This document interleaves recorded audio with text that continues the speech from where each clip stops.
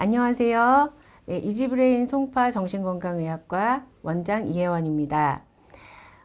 이번 주제는 이제 뇌파와 불면증에 관한 건데요. 저희 병원에 이제 불면증 치료를 비약물 치료로 할 수 있냐라고 문의를 많이 하세요. 이제 전통적인 치료라고 하면은 약물 치료랄지 인지 행동 치료랄지 이런 것들이 있을 수 있는데, 물론 그것도 다 하지만 거기에다가 더해서 이제 최신 기술이라고 볼 수 있죠. 뇌파 검사와 뇌자극 치료를 도입을 해서 저희가 시행을 하고 있는데 상당히 효과가 좋다고 보실 수 있습니다. 네, 일단 불면장애로 저희 병원에 오시게 되면 분류를 합니다. 불면장애가 인면장애이냐 수면유지장애이냐로 나눠가지고, 인면장애 같은 경우는 잠이 드는 게 문제이기 때문에 그거는 뇌의 과활성이 문제가 되는 경우가 있거든요. 그래서 오히려 그때는 각성 뇌파를 촬영을 합니다. 각성 뇌파라는 게 있고요. 그 다음에 수면 유지 장애, 자다가 자주 깨는 원인을 보기 위해서는 병원에서 하룻밤 주무셔야 되거든요. 그래서 주무시면서 하시는 야간 수면다원 검사라는 게 있어요. 그래서 수면 뇌파 검사는 따로 있는 건 아니고요. 그 야간 수면다원 검사라고 하는 종합검사 안에 뇌파, 심전도, 근전도, 산소포화도, 적외선 카메라 이런 걸 다 붙이고 실시간으로 이분이 주무시면서 어떤 원인으로 자주 깨는지, 얼마나 자주 깨는지를 이제 보게 되거든요. 그렇게 해서 검사를 진행을 하고 있습니다.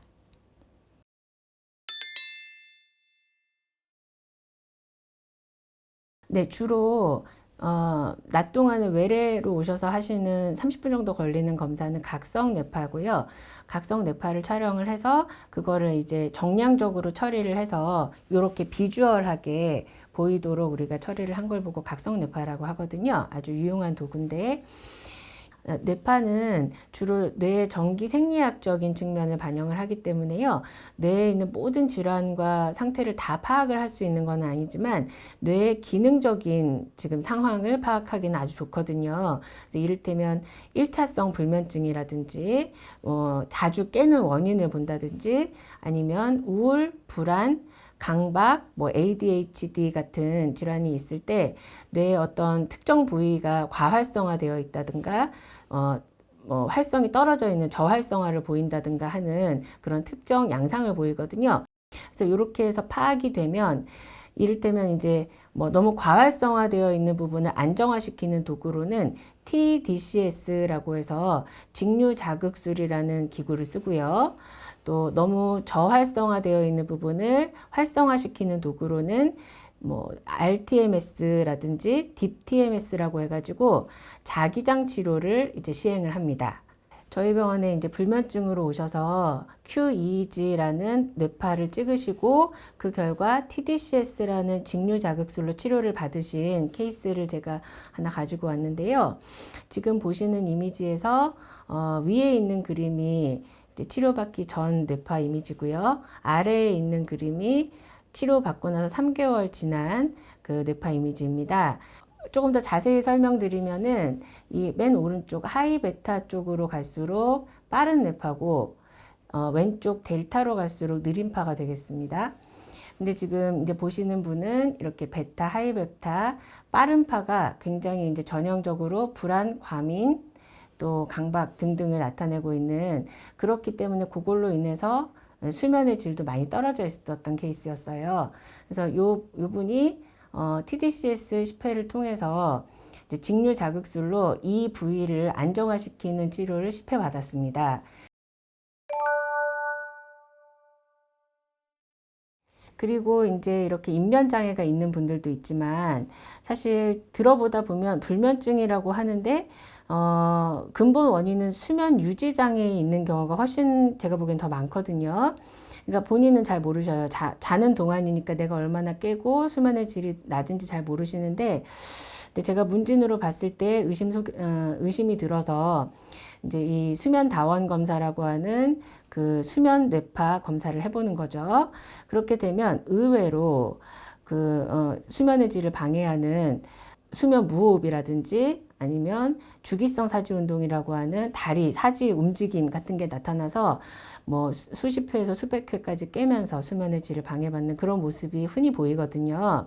근데 이런 게 있다 보면 낮에 낮졸림이 굉장히 심해지시고요. 낮에 졸리니까 밤에는 뭐 베개만 베면 바로 잔다 하는 분도 계시고, 근데 또 어떤 분은 나는 그렇게 졸린데도 가서 막상 자려면 잠을 못 잔다, 잠이 안 든다 하시는 분이 계시거든요. 그런 악순환이 있는 경우가 많기 때문에 단순히 그냥 나는 불면증이야 보다는 이렇게 수면 클리닉을 오시면 그 정확한 원인을 파악해서 그 원인을 제거를 해주는 게 근본적인 치료라고 보입니다. 수면다원 검사는 이렇게 생겼고요. 뇌파, 심전도, 근전도, 또 산소 포화도, 적외선 카메라 이런 것들을 다 한 몸에 붙이고 하룻밤 주무시는 거고요.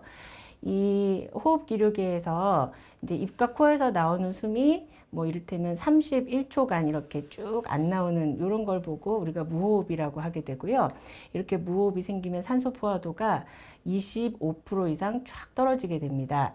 그러면 중간에 못 견디고 뇌파가 한번 깨서 숨을 컥 들이키게 되고요. 그러게 되면 뇌파는 다시 잠이 들죠. 잠이 들면 또 근육이 이완되니까 뭐 무호흡이 또 생기는 거고, 이런 식으로 무호흡이 1시간에 뭐 적게는 몇십 번에서 뭐 60번 이상 이렇게 반복이 되는 거를 중증 수면 무호흡이라고 해요. 이런 상황이라면은 본인은 잘 잤다고 생각을 하시지만 낮에 굉장히 낮졸림이 생길 수밖에 없겠죠. 이런 것들은 수면다원 검사를 해야만 알 수 있는 거기 때문에 저희가 봐서 누구나 다 권하는 건 아니고요. 필요가 있어 보이는 분들, 기준을 만족하시는 분들은 수면다원 검사를 해볼 필요가 있겠습니다.